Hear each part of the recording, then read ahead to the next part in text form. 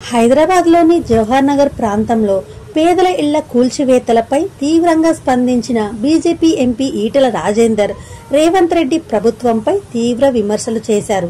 పేదల ఇళ్లను కూల్చడం దారుణమని, 30-60 గజాల ఇళ్లను కూల్చే ముందు ఇది ధనవంతుల ఇళ్లు కాదు అనే విషయాన్ని చూడలేరా అంటూ, మీకు కళ్లు కనిపించవా అంటూ ప్రభుత్వాన్ని ప్రశ్నిస్తూ తీవ్రంగా మండిపడ్డారు.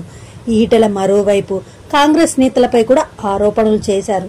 బంజారాహిల్స్ లో ఖరీదైన భూములను వారు కబ్జా చేస్తుంటే ఆ కట్టడాలను కాపాడుతూ పేదల గుడిసెలను కూల్చడం అన్యాయమని, జీవో నెంబర్లు 58, 59 ఈ అక్రమాలను క్రమబద్ధీకరించడానికేనని ఆయన ఆరోపించారు.